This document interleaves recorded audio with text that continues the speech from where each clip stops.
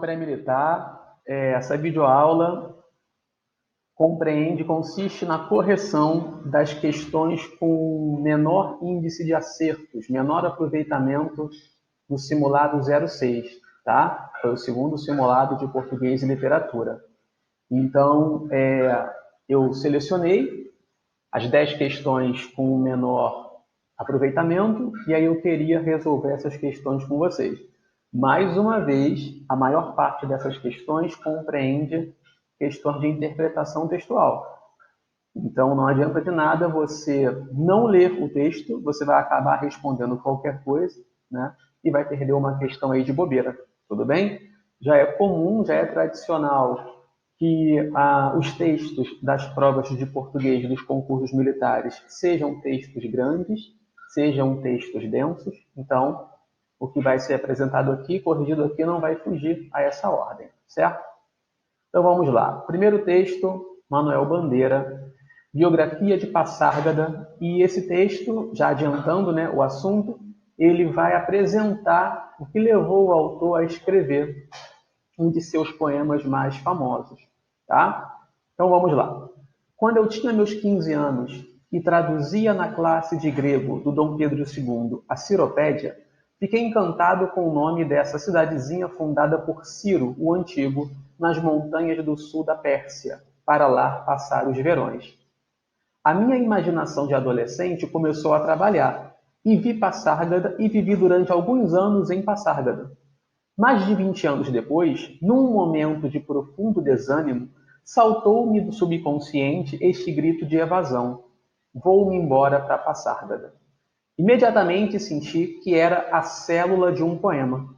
Peguei do lápis e do papel, mas o poema não veio. Não pensei mais nisso. Uns 5 anos mais tarde, o mesmo grito de evasão nas mesmas circunstâncias.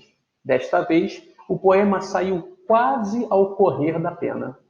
Se há belezas em vou-me embora para Passárgada, elas não passam de acidentes. Não construiu o poema, ele construiu-se em mim, nos recessos do subconsciente, utilizando as reminiscências da infância.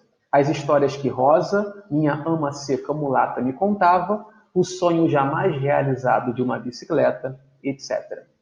Então vamos ao comando da questão. O texto é um depoimento de Manuel Bandeira a respeito da criação de um de seus poemas mais conhecidos. De acordo com esse depoimento, o fazer poético em vou-me embora para Passárgada, e aí as alternativas vão trazer para vocês, né, questões sobre esse fazer poético. E o próprio texto já disse que esse fazer poético, né, a construção desse poema, não foi feita de uma vez só, né? Ele teve um start, teve um início, alguns anos depois ele teve outro momento de inspiração, então a construção foi feita aos poucos, né? Logo, das alternativas que nós temos, a resposta certa é a letra A, ou seja, o fazer poético em vou-me embora para Passárgada acontece de maneira progressiva, natural e pouco intencional, tá? Letra A, dentre as alternativas dessa questão. Vamos à próxima. Próxima questão já traz um texto, tá, informativo. Foi uma questão da SpaceX, como vocês podem ver aqui em cima. Coloquei aqui, né, a marca, tá? O texto de uma professora, Ana Lúcia Brito, tá? E o título do texto é Política Pública de Saneamento Básico, as bases do saneamento como direito de cidadania e os debates sobre novos modelos de gestão. Então, temos aqui um texto que, se eu fosse resumir o assunto, ele discute a política pública de saneamento básico, certo? Eu reproduzi o texto na sua totalidade aqui nessa apresentação, para que quando você for assistir a essa aula, você possa lê-lo novamente, né? Você pode até pausar, ler esse primeiro slide, né, com essa primeira parte do texto, ok? São duas partes, porque é um texto longo, e eu vou para a questão. Mas, mais uma vez, você já devia ter lido esse texto lá, quando fez a lista online, e agora tem a possibilidade de ler esse texto mais uma vez, tá? Vou para a questão, então. São duas questões na mesma tela, ok? Segundo a pesquisadora, o tema do saneamento básico, né, financeiramente acessível, é colocado em pauta por quê? Então, olha só, típica questão da SpaceX de interpretação. Vocês vão ter 5 afirmações que são extraídas do texto, tá? Todas elas estão no texto, todas elas compõem o texto. Mas somente uma delas vai atender ao comando, né? À pergunta. E a pergunta é, segundo a professora, o tema do saneamento financeiramente acessível é colocado em pauta, pois, por quê? Então a questão aí não é qualquer informação sobre o saneamento, é o saneamento financeiramente acessível. Então a sua resposta vai ter que girar em torno dessa questão do acesso ao saneamento básico, não é? Logo, vai levar também a uma questão de renda, de economia. E aí, dentre as alternativas, a única que diz, né, que cita a questão de ser financeiramente acessível ou não, é a letra D. Né? Aproximadamente 2/3 da população que não tem acesso regular ao abastecimento de água ganham até meio salário mínimo. Ou seja, por ganhar pouco, por ganhar até meio salário mínimo, não tem acesso regular ao abastecimento de água, não é? Logo, foi proposto, o texto propõe um saneamento básico, uma política de saneamento básica financeiramente acessível. Letra D, tá?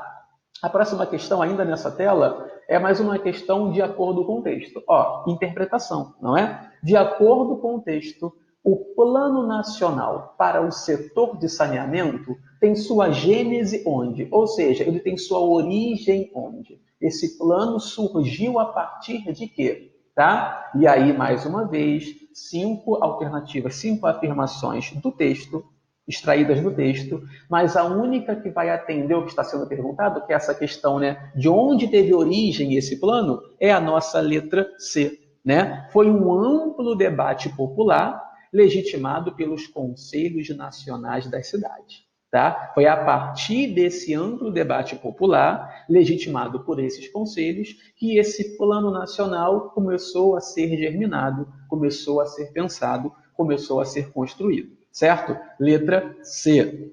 Mais uma vez, leitura do texto é fundamental para você acertar esse tipo de questão. Tá? Próxima questão agora, olha aí em cima, ó, é Picard, tudo bem? Traz uma composição do Gabriel Pensador.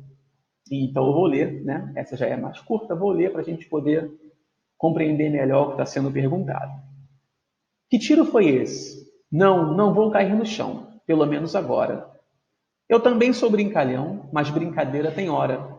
Lá fora, no meu rio, cada vez mais gente chora. E cada vez mais gente boa tem vontade de ir embora. O rio que a gente adora comemora o carnaval. E a violência apavora, ou você acha normal? A boca que explode, o silêncio do medo, o suspiro da morte banal. O lamento de um povo que implora por uma vitória do bem sobre o mal. Atenção! Confusão, invasão, tiroteio fechando a avenida outra vez. Muita bala voando e acertando até mesmo as crianças, às vezes bebês. Criança, meu irmão, não é estatística, é gente. E os valores são invertidos. Se o desonesto é malandro, o menor também quer ser bandido. Alguns, né? A minoria. A mãe desmaiou no enterro. Você não desmaiaria? Que força você teria para enterrar o seu garoto? Que forças ainda temos para nos amar uns aos outros? E nos armar de indignação por justiça e educação. Para que essas crianças não tenham morrido em vão. Sofia, Maria Eduarda, Kaique, Fernanda, Arthur, Paulo Henrique, Renan, Eduardo, Vanessa, Vitor. Esses foram ano passado. Quem será que vai ser amanhã? Bom, vamos lá.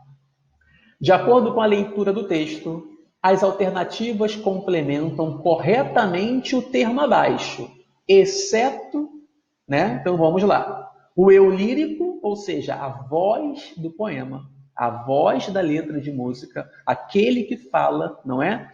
Ele afirma que já não temos mais forças para lutar pelo fim da violência.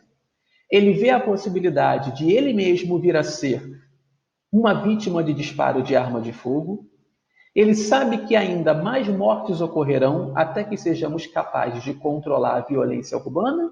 Ou ele aponta a educação e a justiça como possíveis soluções para o conflito abordado na canção? Não é? Então, de acordo com essa voz que fala, né, qual é a única afirmação aqui que não seria verdadeira? Atenção a esse exceto, né? 3 delas estão valendo, ok? E uma delas não, em relação ao eu lírico. E aí ficou fácil, ficou claro para a gente que em relação ao eu lírico, em nenhum momento ele afirma, ou ele fraqueja, né? Ou ele admite que não temos mais forças para lutar pelo fim da violência.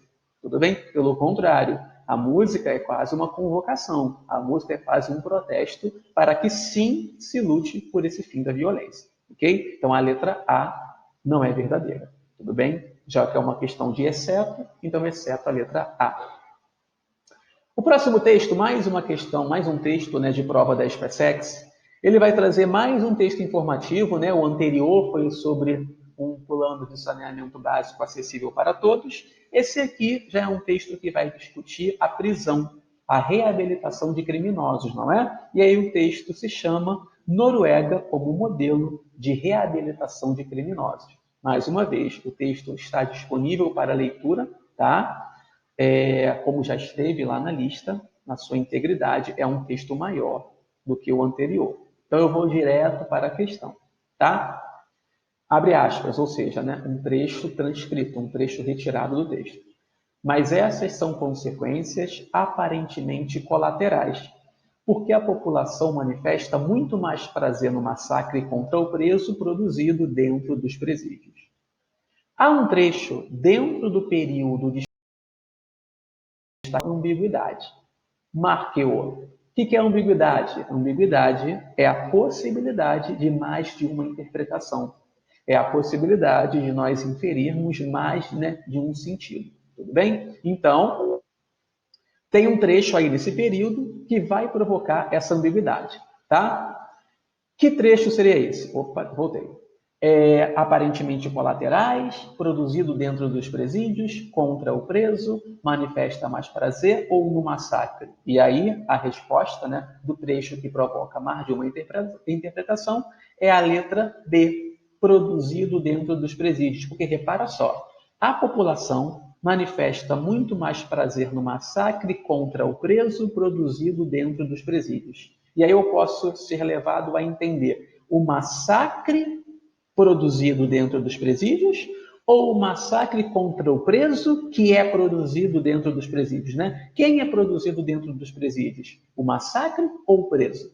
Então eu tenho aí uma dupla possibilidade de leitura, né? A gente chama de ambiguidade sintática, porque é a ambiguidade que se dá por conta da organização da frase, como os elementos estão distribuídos, organizados. Tudo bem? Então, letra B. Esse é o trecho ambíguo. É esse o trecho que me permite mais de uma leitura. Próxima questão agora, EFON, tá? Crônica de Rubem Alves, chamada A Pipoca. Coloquei aqui na sua integridade para que você possa fazer a leitura mais uma vez. Um texto maior do que os textos que foram apresentados nas questões SpaceX. E aí, a questão de interpretação é a seguinte. Para o autor, se uma pessoa busca uma verdadeira metamorfose, né, uma mudança, uma transformação, faz-se necessário submeter-se a um procedimento básico.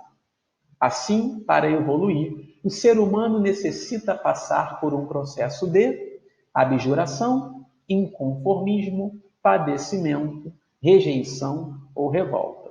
Se você leu o texto, você percebeu que essa transformação do ser humano, ela exige um momento de dor, um momento de sofrimento, tá? E aí, essa dor e esse sofrimento, que seriam necessários para essa verdadeira metamorfose, estão representados pela letra C, pelo padecimento, não é? Padecer é sofrer de dor. Padecer é passar pela dor, passar pelo sofrimento, ok? Só a título de informação, abjuração, a letra A, seria uma conversão, uma transformação religiosa. Tudo bem? Mas não é a nossa resposta. A nossa resposta é a letra C, é o padecimento. É o passar pela dor, tá? Próxima questão, conto o peru de Natal. Mais uma questão da SpaceX. Então está aí o texto, se eu não me engano, esse é só essa tela, então eu posso fazer a leitura. O nosso primeiro Natal em família, depois da morte do meu pai, acontecida 5 meses antes, foi de consequências decisivas para a felicidade familiar. Nós sempre fôramos familiarmente felizes, nesse sentido muito abstrato da felicidade. Gente honesta, sem crimes, lar sem brigas internas, nem graves dificuldades econômicas. Mas, devido principalmente à natureza cinzenta de meu pai, ser desprovido de qualquer lirismo, de uma exemplaridade incapaz, acolchoado no medíocre, sempre nos faltara aquele aproveitamento da vida, aquele gosto pelas felicidades materiais, um vinho bom, uma estação de águas, aquisição de geladeira, coisas assim. Meu pai fora de um bom errado, quase dramático, o puro sangue do desmancha-prazeres. Morreu meu pai, sentimos muito, etc. Quando chegamos nas proximidades do Natal, eu já estava que não podia mais para afastar aquela memória obstruente do morto, que parecia ter sistematizado para sempre a obrigação de uma lembrança dolorosa em cada almoço, em cada gesto da família. A dor já estava sendo cultivada pelas aparências, e eu, que sempre gostara apenas regularmente de meu pai, mais por instinto de filho que por espontaneidade de amor, me via a ponto de aborrecer o bom do morto. Foi de certo por isso que me nasceu, esta sim espontaneamente, a ideia de fazer uma das minhas chamadas loucuras. Essa fora, aliás, e desde muito cedo, a minha esplêndida conquista contra o ambiente familiar. Desde cedinho, desde os tempos de ginásio, em que arranjava regularmente uma reprovação todos os anos. Desde o beijo às escondidas numa prima aos 10 anos, eu consegui, no reformatório do lar e vasta parentagem, a fama conciliatória de louco. É doido, coitado. Foi lembrando isso que arrebentei com uma das minhas loucuras. Bom, no Natal, quero comer peru. Houve um desses espantos que ninguém não imagina. Vamos à questão. Nesse fragmento, o universo ficcional constitui o quê? Né? E aí eu tenho 5 alternativas. O ponto de vista externo do narrador, que valoriza a célula dramática das novelas românticas. B. Característica da primeira geração modernista, que repudiava o conservadorismo. A temática da prosa de costumes, enaltecendo a primeira geração romântica. Uma temática nacionalista, ao exaltar o conservadorismo ou a valorização do sistema patriarcal. Bom, é um texto, é uma questão que vai girar em torno do período literário do romantismo, tá? Extremamente importante para a compreensão dessa literatura brasileira como um sistema. Vocês verão nas aulas de literatura esse movimento literário, tá um pouco mais para frente, mas nós já podemos começar a pensar em uma característica desse movimento que está presente nesse texto, tá? E essa característica em relação a esse universo ficcional, a esse universo onde se passa a narrativa, a esse espaço onde se passa a narrativa, a letra B, tá? É uma característica da primeira geração romântica, já que há 3 gerações, né? E essa característica, essa primeira geração modernista, ela vai repudiar um conservadorismo. Então, atenção, existiu o romantismo, tá? E existiu o modernismo posteriormente. O modernismo, ele levantou a bandeira de ser um movimento contrário ao romantismo. Vocês verão os dois em literatura. Esse texto é uma prosa moderna, é uma prosa modernista, tá? E essa prosa, então, para repudiar um certo conservadorismo marcante para o romantismo, trouxe essa discussão por meio de um filho, não é? Que vai repudiar um comportamento muito quadrado de um pai. Né? Nunca faltou o básico, mas faltava o a mais, né? Faltava o detalhe, faltava o que fosse prazeroso naquela relação de família. Tanto que ele quer no Natal comer peru, algo que até então não acontecia enquanto o pai era vivo, tá? Esse pai conservador. E aí esse conservadorismo em família, ele pode ser relacionado ao conservadorismo do romantismo. Né? conservadorismo esse cujo modernismo vai bater de frente, vai brigar. Então, letra B, por conta dessa repúdia ao conservadorismo. Ok? Próxima questão. Temos aí um conto, um mini conto, né, do Marcelino Freire, tá? Organizado num livro do Marcelino Freire, na verdade. LJC. 5 tiros? É. Brincando de pegador? É. O PM pensou que hoje, cedinho. Os sinais de pontuação são elementos com importantes funções para a progressão temática. Progressão temática como o avançar da história, né? Nesse mini conto, as reticências foram utilizadas para indicar o quê? As reticências estão aqui, ó, nesse trecho do diálogo, né?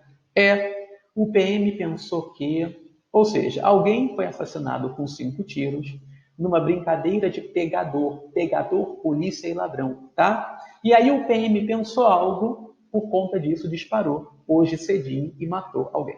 Tudo bem? Então, para que eu tenho esses 3 pontos? Na verdade, quando a frase começa em o PM pensou que e ela não termina, você, leitor, já conseguiu terminar essa construção. Você já entendeu o que está escondido, o que está por detrás desses 3 pontos. Tá? Então, aí, esses 3 pontos, na verdade, escondem, não é? Ocupam uma informação implícita. É algo que não está explícito, é algo que não está dito, mas que foi capturado, que foi apreendido por você nessa leitura, tá? Então, um dos usos dos 3 pontos seria esse, né? É indicar uma informação implícita, algo que não precisou ser dito, mas que você compreendeu, que você completou a mensagem, tá? Letra B, certo? Vamos a uma questão agora gramatical, separação silábica, né? Tudo a ver com aquela questão da acentuação, tudo bem? Essa questão é interessante porque é uma questão em que as palavras não estão separadas silabicamente na sua integridade. Nós temos uma separação para cada palavra, não é? Claro que essas palavras são separadas de forma que eu tenha mais sílabas, mas aqui eu tenho uma dessas sílabas separada. Então você tem que verificar se nessa palavra essa separação de fato é verdadeira quando eu faço a separação completa. Tudo bem? E ele quer saber, ele quer que você assinale a alternativa em que não haja erro de separação, onde essa separação não esteja no lugar errado, ok? E aí eu tenho na letra A, por exemplo, a palavra transatlântico. Se eu for fazer a separação completa, eu vou perceber que ela tem quantas sílabas? Ó, transatlântico, 5 sílabas. A separação aqui está entre Atlântico, e é verdade, né? Ó, transatlântico. Então, ok, transatlântico na letra A. Vamos continuar na letra A. Interestadual. Interestadual. 6 sílabas. A primeira seria in? Sim, seria in. Então, ok. Próxima palavra, refeitório, não é? Se eu fosse separar as sílabas, eu teria 4 sílabas. Atenção, que a penúltima está acentuada. Logo, o ditongo não se desfaz, hein? Olha lá. Refeitório. 4 sílabas. Há uma separação entre fei e tó. Ok. Última palavra dessa alternativa, inexcedível, não é? Inexcedível. 5 sílabas. Claro que esse dígrafo XC, não é? 2 letras representando um só fonema, ele é separado. Tudo bem? O X fica numa sílaba, o C vai para a sílaba posterior. Logo, inexcedível, alternativa correta, letra A. Eu peço para quem tenha errado, e eu sei que alguns de vocês erraram essa questão, se manifestem, né, pela sala de aula virtual, postando a dúvida, postando por que marcou outra alternativa e querendo saber por que ela estaria errada. Tudo bem? Última questão, sílaba tônica, tonicidade silábica. A sílaba tônica de recém está na mesma posição que a da palavra, percebam, sílaba tônica. Não é uma questão que está abordando a acentuação gráfica, não é o acento agudo. Claro que esse acento agudo está aqui por uma regra, que a gente vai até recuperar, mas ele quer saber a sílaba tônica, tá? Sílaba tônica é saber se é a última, penúltima ou antepenúltima, tudo bem? Se a palavra é oxítona, paroxítona ou proparoxítona. E aí, se eu recupero essa palavra recém, 2 sílabas, eu vejo que a acentuada é a última, não é? Logo, ela é uma palavra oxítona. Acentuada graficamente por quê? Porque ela é terminada em. como a palavra refém, ninguém, alguém, né? Recém, tá? Então, a sílaba tônica é a última. Então, a palavra é oxítona. Basta você marcar que alternativa apresenta uma palavra oxítona. Arquétipo, antepenúltima, proparoxítona. Tessem, segunda, sílaba té, paroxítona. Ínterim, antepenúltima, não é? Proparoxítona, acentuada. A letra D não é contém. Porque se fosse contém, teria um acento gráfico. A letra D é contém, é o verbo contar. Numa frase do tipo, espero que eles contem a verdade. Tá? É contém, paroxítona, é a penúltima. Logo, resposta à letra E, palavra ruim. Né? Que por um costume de pronúncia errada, por parte de muitos, ela vira ruim. Não, ela é uma oxítona, ruim. A última sílaba é a tônica. Essa terminação da palavra não leva a acentuação gráfica, tá? Então, ela é tão oxítona quanto recém, que é a palavra do enunciado, a palavra do comando, certo? Espero ter ajudado. Já fiz contato com vocês e, mais uma vez, vou pedir para que vocês postem suas dúvidas e comentários na nossa sala de aula virtual, certo? Grande abraço, até a próxima aula. Valeu!